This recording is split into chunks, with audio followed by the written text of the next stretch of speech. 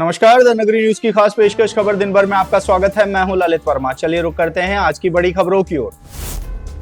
राजस्थान के पूर्व सीएम अशोक गहलोत ने एक बार फिर से तेवर दिखाते हुए भजनलाल सरकार पर निशाना साधा है।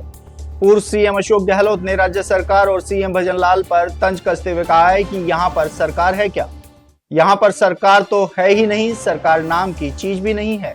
क्या घोषणाएं करते हैं, भूल जाते हैं। अब दो बजट पेश कर चुके हैं, उसमें भी काम ही शुरू नहीं हो पा रहे हैं। गहलोत ने कहा है कि हमारे वक्त में जो फैसले थे वो अभी तक पूरे नहीं हो पाए हैं। भजनलाल सरकार सिर्फ घोषणाएं करने वाली सरकार है, इनसे काम नहीं होते हैं। वहीं सीएम भजनलाल शर्मा के बयान पर पलटवार करते हुए गहलोत ने कहा है कि मुख्यमंत्री ने बिल्कुल ठीक कहा है कि अधिकारी सरकार के होते हैं। ये बात इसलिए छिड़ गई क्योंकि उन्होंने कहा था कि पिछली सरकार के वक्त में भ्रष्टाचार वाले अधिकारी लगे थे। तब मैंने जवाब दिया था कि उन्हीं अधिकारियों से आप काम ले रहे हो।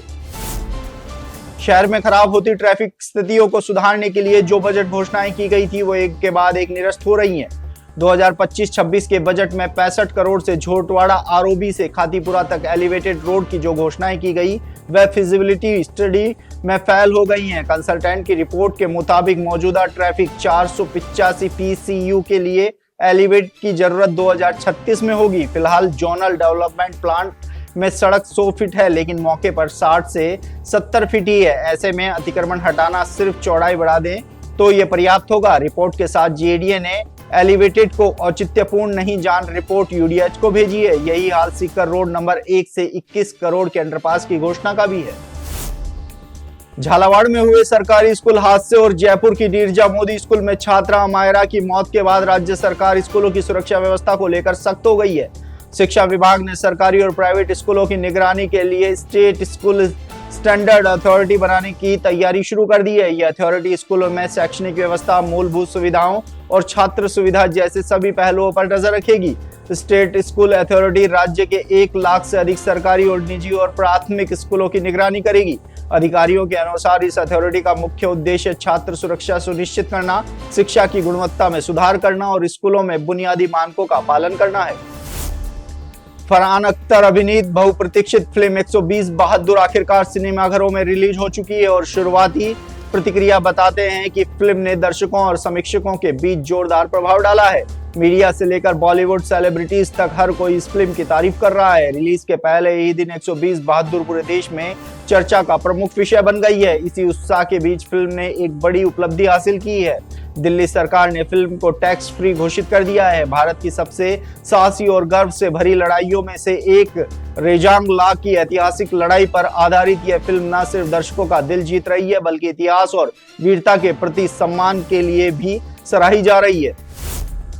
सुप्रीम कोर्ट ने धर्मांतरण विरोधी कानून को लेकर राज्य सरकार को एक बार फिर से नोटिस जारी किया है। जस्टिस विक्रम नाथ और जस्टिस संदीप मेहता की बेंच ने People's Union for Civil Liberties की याचिका पर सुनवाई करते हुए राज्य सरकार से जवाब मांगा है। इसके साथ ही बेंच ने यूपी, एमपी, उत्तराखंड, हिमाचल प्रदेश, गुजरात, छत्तीसगढ़, हरियाणा और झारखंड के समान कानूनों वाली लंबित याचिकाओं के साथ इस याचिकाओं को भी टैग करने के निर्देश दिए हैं।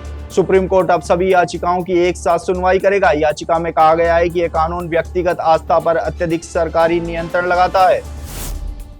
प्रदेश में एक बार फिर से मौसम ने करवट ली है। बीते शाम अचानक बदले मौसम के बाद कई हिस्सों में हल्की से मध्यम बारिश दर्ज की गई, तो वहीं आज अल सुबह ही प्रदेश के करीब आधा दर्जन जिलों में बारिश दर्ज की गई।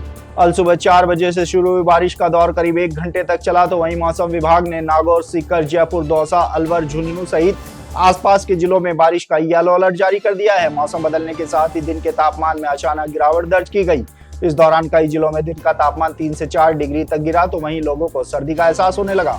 मौसम विभाग के अनुसार बदले हुए मौसम के चलते आने वाले दिनों में दिन और रात के तापमान में करीब 2 से 4 डिग्री तक और गिरावट होने की संभावना है। कई हिस्सों में सर्द हवाएं चलने की चेतावनी जारी की गई है। मतदाता सूची के विशेष गहन पुनरीक्षण कार्यक्रम के परिगणना चरण के दौरान उत्कृष्ट कार्य करने पर राजस्थान निर्वाचन विभाग के मुख्य निर्वाचन अधिकारी नवीन महाजन ने नसीराबाद विधानसभा निर्वाचन क्षेत्र के निर्वाचक रजिस्ट्रीकरण अधिकारी देवीलाल यादव को राज्य एवं जिला स्तर पर सम्मानित किया। मुख्य निर्वाचन अधिकारी राजस्थान ने अजमेर जिले से नसीराबाद के ईआरओ यादव को उत्कृष्ट कार्य के लिए राज्य स्तर पर सम्मान प्रदान किया। इसी क्रम में संभागीय आयुक्त शक्ति सिंह राठौड़ और जिला निर्वाचन अधिकारी कलेक्टर लोकबंधु ने यादव को माला पहनाकर एवं प्रशस्ति पत्र देकर उनके द्वारा किए गए कार्य की पुरजोर शब्दों में सराहना की। इसी के चलते नसीराबाद विधानसभा क्षेत्र में उत्कृष्ट कार्य करने वाले पर्यवेक्षक, बीएलओ और प्रभारियों का ईआरओ यादव ने माला पहनाकर एवं प्रशस्ति पत्र देकर सम्मानित किया। किसान नेता रतन खोकर की अगुवाई में टोडाराइसिंग क्रय विक्रय खरीद केंद्र पर सरकार के खिलाफ नारेबाजी कर विरोध प्रदर्शन किया गया।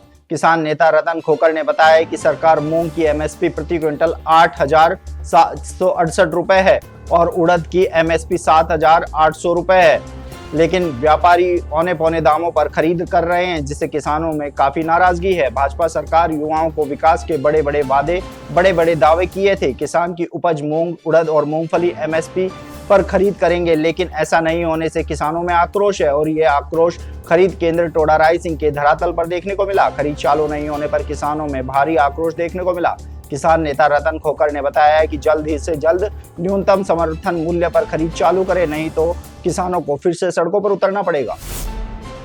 राजस्थान राज्य विधिक सेवा प्राधिकरण जयपुर के निर्देशानुसार एवं अध्यक्ष जिला विधिक सेवा प्राधिकरण डूंगरपुर सुनील कुमार पंचोली के मार्गदर्शन में जिला कारागृह डूंगरपुर का औचक निरीक्षण किया गया। यह निरीक्षण एक महत्वपूर्ण टीम ऑफ विजिटर्स द्वारा किया गया। निरीक्षण का मुख्य उद्देश्य कारागृह में बंदियों को उपलब्ध कराई जा रही सुविधाओं की गुणवत्ता का मूल्यांकन करना, उनमें मानवाधिकारों का संरक्षण सुनिश्चित करना और कारागृह के भीतर समानता और न्याय की स्थिति की समीक्षा करना था। टीम ने बैरक, रसोई, भोजन गुणवत्ता, चिकित्सालय, पेयजल और स्वच्छता की स्थिति का गहन निरीक्षण किया और स्वास्थ्य एवं सुरक्षा के मानकों में सुधार हेतु निर्देश दिए। निरीक्षण दल ने बंदियों से व्यक्तिगत रूप से मुलाकात की और उनकी समस्याओं को सुना। विशेष रूप से टीम ने कारागृह के भीतर किसी भी प्रकार के जातिगत आधारित भेदभाव, अस्पृश्यता या अन्य सामाजिक पूर्वाग्रहों के कारण उत्पन्न होने वाले अनुचित व्यवहार के बारे में गहनता से जानकारी ली। देश के पटल पर ऐतिहासिक महत्व रखने वाले नसीराबाद छावनी के नागरिक क्षेत्र में cantonment CEO doctor Nitish Gupta के नेतृत्व में युद्ध स्तर पर विकास एवं सौंदर्यीकरण कार्य चलाए जा रहे हैं, जिससे शहर की दशा और दिशा निरंतर सुधरती जा रही है। इसी के चलते सदर पुलिस थाना नसीराबाद के निकट तत्कालीन भामाशाह एफसी फ्रामजी एवं ईसी फ्रामजी ने एक भवन 1945 में छावनी परिषद को भेंट किया था। छावनी परिषद ने इस भवन का सदुपयोग करते हुए रेन बसेरा बना दिया, लेकिन संभाल के अभाव में यह भवन जर्जर अवस्था में पहुंच चुका था। कैंटोनमेंट सीईओ डॉक्टर गुप्ता ने इस भवन का जीर्णोद्धार कार्य शुरू करवा दिया है, जिससे रेन बसेरे में रहने वाले व्यक्तियों को राहत मिल सकेगी। छावनी परिषद के इस कार्य की आम व्यक्ति सराहना कर रहा है। तो ये थी दिन भर की तमाम बड़ी खबरें। कल फिर से आपके साथ रूबरू होंगे, तब तक के लिए नमस्कार।